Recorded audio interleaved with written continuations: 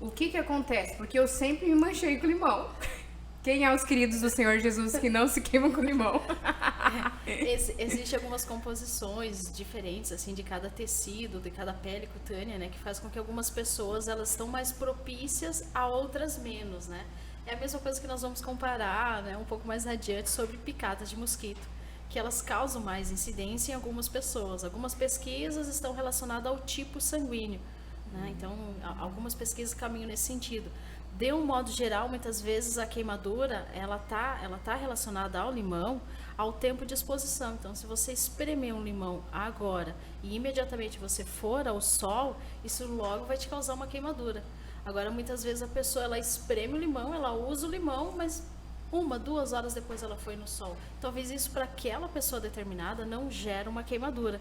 Então, isso que muitas vezes determina de uma pessoa a outra também pode estar relacionado ao tempo que ela manuseou o limão e ela se expôs ao sol, né? Mas é o fator limão, né? Que ele interage, né? A substância do limão na pele, sol, queimadura. E também a quantidade, né? Assim, às vezes algumas gotas, em algumas pessoas pode que não aconteça nada. Agora, uma exposição maior, uma quantidade maior, vai agravar um pouquinho aí. Entendi. Eu não sabia dessa questão que teria queimadura de segundo grau. Eu acreditava que era só mancha na pele, que ficava 1 ano ali na tua pele e depois saía. Mas então, machuca, realmente, queima. Sim, a intensidade da dor nesse nível de queimadura, ela é de leve a moderada e algumas pessoas até intensa. Porque a queimadura, ela tem a primeiro grau, segundo grau e a terceira. O primeiro grau é que ele fica vermelho. E que também, no caso do limão, ele vai dar uma hiperpigmentação na pele. Então, a pele, ela vai ficar mais pigmentada nessa região.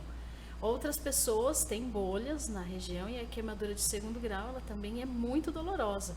Então, algumas pessoas têm uma intensidade para queimaduras, né, de moderado a grave, né, ou mais intenso, né? Então, depende muito de cada pessoa.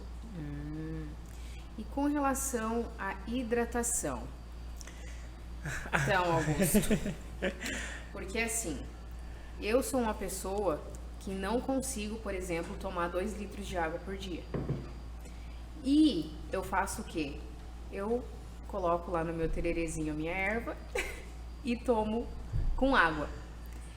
Isso seria uma hidratação, substitui a água na erva, né?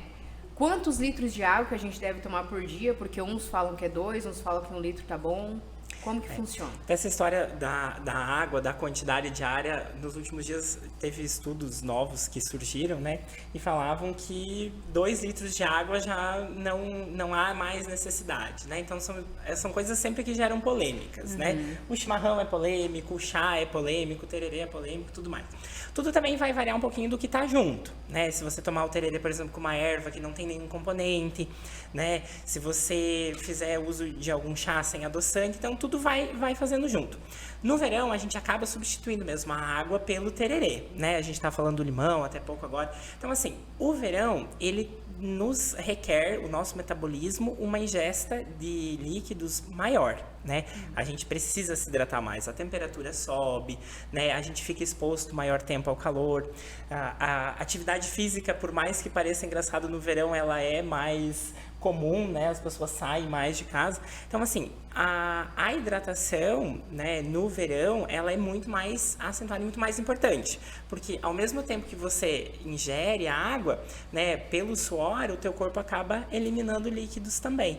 Então, você precisa ficar repondo. O tererê, ele acaba entrando aí, porque como você falou, né, a gente tem muita dificuldade de pegar ali uma garrafinha 2 litros por dia, 2,5 litros, né? Todo mundo tem essa dificuldade. Então, ele acaba entrando como um aliado aí, para que a gente consiga fazer, né, hidratar o nosso corpo, manter um nível bom, correto de líquidos, para que a gente não se desidrate, literalmente.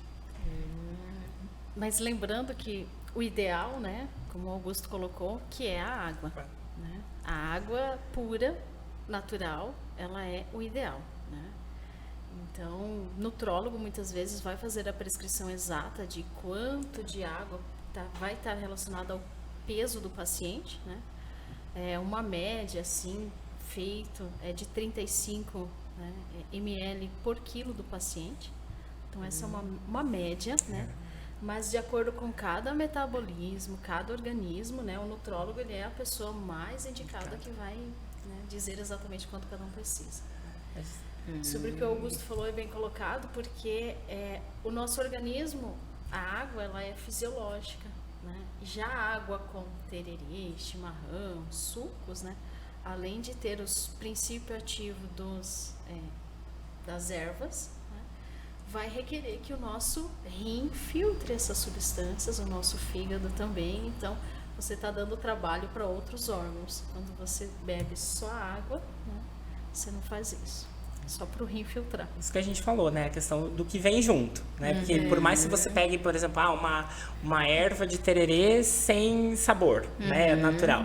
Mas há um componente, há uma erva, há algo extra à água, né? Então a gente precisa lembrar que é importante a gente tomar líquidos, né? Mas a gente não pode substituir a água que nós temos que fazer uso todos os dias, né? E é isso que a gente acaba fazendo. A gente substitui.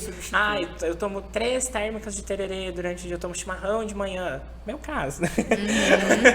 Mas assim, e aí? A gente acaba substituindo, né? E se a gente parar pra pensar, no verão, que acentua, né? Que faz a gente suar mais, que faz a gente passar mais calor mesmo, acaba ficando a gente ficando mais vulnerável. Eu sempre ouvi muito que a vitamina C. Toma vitamina C para a pele, para o corpo, né? Vitamina C. E daí outros falam assim, não exagerem no suco de laranja, porque a vitamina C em excesso prejudica o corpo, prejudica o organismo. Aí eu fico me perguntando assim, porque o que acontece? Quando eu não tomo tererê, eu faço um suco de laranja, porque daí pelo menos eu tô ingerindo líquido. O suco de laranja em si, como que funciona isso? Realmente tem um certo... eu posso tomar uns 2 copos por dia, por exemplo, que não vai fazer mal. Ou se, por exemplo, eu tomar 1 litro de suco de laranja, isso vai sobrecarregar o meu fígado, por exemplo? Primeiramente, nós vamos problematizar. Tá. O suco de laranja, quando você espreme a laranja in natura e você bebe imediatamente, ao contato com o oxigênio, a vitamina C ela começa a oxidar. Então, dependendo do período exposto ao suco de laranja, depois que você espreme a laranja, já não tem mais vitamina C. Tem só a água da laranja. Então, ela já reduz o sabor, a quantidade. Né? A quantidade. Então, o ideal de um suco de cítrico é que ele seja preparado e já ingerido imediatamente. Quanto mais tempo ele fica exposto, mais tempo está sendo oxidado a vitamina C. Por outro lado, né, também é recomendável que pessoas que, né, têm dificuldade de beber água, principalmente agora, na época do calor, né, que possa também substituir com o tererê, com o chimarrão, que é quente, né, mas algumas pessoas gostam, né, do chimarrão. Eu adoro.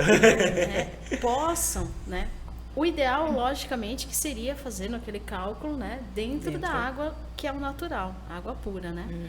Porém, né, a pessoa não tem o hábito de beber água, ela não vai ficar sem se hidratar, né. Então, um sabor, algo nesse sentido, né, também é o ideal. Às vezes as pessoas buscam algumas ferramentas para auxiliar, né? Às vezes a água em si, o copo da água eu não gosto, mas vou espremer um limão, né? Alguma coisa, uma aguinha saborizada, um hortelã, alguma coisa assim, é uma ferramenta que utiliza. Pegando o gancho da vitamina C, eu acho que é importante a gente falar que as pessoas às vezes assim, a gente percebe eu preciso fazer complementação de vitamina C, vitamina D, cálcio. A gente tem que entender que todo excesso também é prejudicial para o nosso organismo, né? Então, assim, se eu vou lá, tudo em excesso também gera um efeito, assim como a falta, né? Então, o nosso corpo humano, nós, fisiologicamente, não somos perfeitos, está tudo ali para andar em sincronia. Então, se eu começar a colocar alguma coisa em excesso, eu acho que o cálcio é uma das coisas que a gente mais tem no dia a dia mesmo, né?